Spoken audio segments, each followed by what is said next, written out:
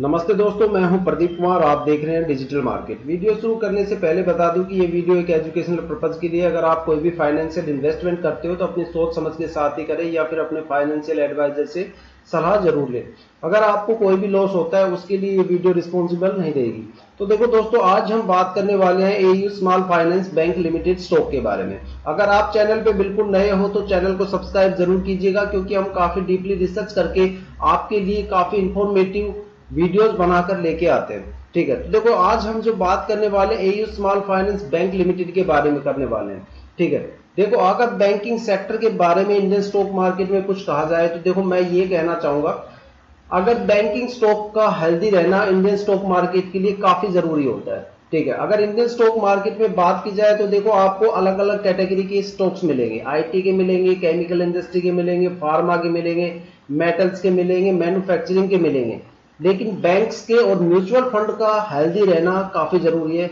यहाँ पे banking sector के जितने भी स्टॉक्स हैं, साथ में जो म्यूचुअल फंड के जितने भी स्टॉक्स हैं, वो अगर पॉजिटिव है, अगर वो ग्रोथ में रहते हैं, तो जाहिर सी बात है लार्ज कैप और मिड कैप स्टॉक हमेशा आपको पॉजिटिव देखने को मिलेंगे।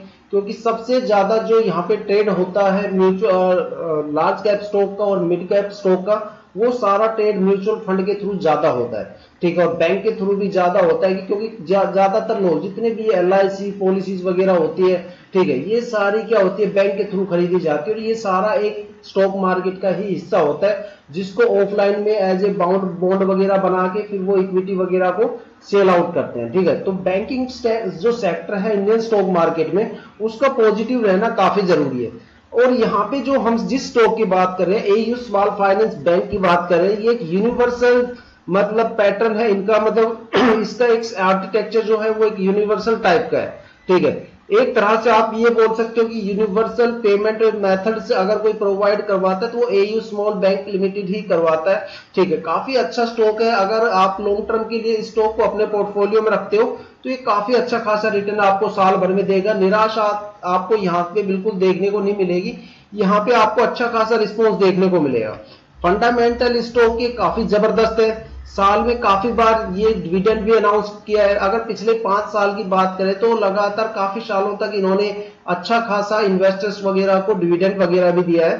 ठीक है, इस साल भी इन्होंने अपना डिविडेंड अनाउंस कर रखा है। ठीक है, और अगर मान लो इसकी मार्केट कैपिटल की बात करें तो 51,000 करोड़ के आसपास इसकी मार्केट कैपिटल वैल्यू है। मतलब 51,000 करोड़ के आसपास इन्होंने मार्केट से कलेक्शन कर रखा है। ठीक है, तो जाहिर सी बात है जो इसकी मार्केट कैपिटल वैल्यू है वो काफी ज्यादा है, तो स्टॉक तो पावरफुल होगा ही। ठीक है, साथ में अगर इसके करंट प्राइस की बात करें तो 690 रुपए 25 पैसे का ये अभी स्टॉक चल रहा है। साथ में आज की अगर ग्रोथ की बात करें तो 0.23% के आसपास यहाँ पे ग्रोथ देखने को मिलती है। मतलब ₹1.5 के आसपास यहाँ पे आपको ग्रोथ देखने को मिलती है। ठीक है, अगर इसकी प्रीवियस ईयर की परफॉर्मेंस की बात करें तो ये स्टॉक 553 रुपए से चलकर 813 रुपए के आसपास गया था। तो मतलब ऑलमोस्ट ये कह सकते हो कि भाई इन्वेस्टर्स का जो पैसा है वो ऑलमोस्ट डबल हो गया था यहाँ पे। ठीक है, साथ में डिविडेंड वगैरह भी यहाँ पे इन्वेस्टर्स वगैरह को मिला, तो उनको एक्स्ट्रा एक प्रॉफिट यहाँ पे देखने को मिला। ठीक है, साथ में अगर इसकी क्वार्टरली रिजल्ट्स के ऊपर नजर डालें तो जून 2024 के आंकड़ों के अनुसार इसका जो रेवेन्यू था वो 2015 करोड़ के आसपास है, टोटल 40% से ज्यादा की ग्रोथ के साथ। और अगर इसके नेट इनकम की बात करें तो 502 करोड़ के आसपास है, 29% की ग्रोथ के साथ पिछले ईयर्स के कंपैरिजन में। और अगर इसके डिल्यूटेड EPS की बात करें तो 6.74 के आसपास है, 16% की ग्रोथ के साथ। ठीक है, साथ में नेट प्रॉफिट मार्जिन की बात करें तो यहाँ पे आपको एक हल्की सी गिरावट देखने को मिलेगी 7.51% के आसपास। लेकिन 7% कुछ ज्यादा नहीं होता, ये तो एक माइनर सा पॉइंट है। देखो बड़े स्टॉक्स के अंदर 5 या 7% की गिरावट होती रहती है, क्योंकि हर क्वार्टर्स में जरूरी नहीं होता कि भाई इस क्वार्टर के अंदर जो ऑपरेशनल एक्टिविटीज है वो पिछले क्वार्टर से मतलब ज्यादा ही होगी, जरूरी नहीं होता। कम हो सकता है कि अगले 3 महीने थोड़ा सा बिजनेस कम चले, क्योंकि बिजनेस की दुनिया है, प्रॉफिट और लॉस तो बिजनेस में चलता रहता है। गिरा हालांकि कंपनी का जो इनकम है और रिवेन्यू है वो बिल्कुल प्रॉफिट में है। ठीक है, बस गिरावट हल्की सी आपको देखने को मिलेगी, 5-10% इतना चलता रहता है। अब देखो कुछ महीने ऐसे होते हैं जहां पे इंडियन स्टॉक मार्केट में फेस्टिवल्स वगैरह चलते हैं, तो जिनकी वजह से हो सकता है कि बिजनेस ग्रोथ अच्छा कर जाता है। कुछ महीने ऐसे भी निकल जाते हैं जिनके अंदर ग्रोथ कम होती है।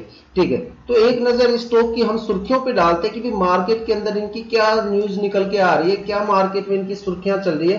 तो देखो सबसे पहले न्यूज जो यहाँ पे है वो है एयू स्मॉल फाइनेंस बैंक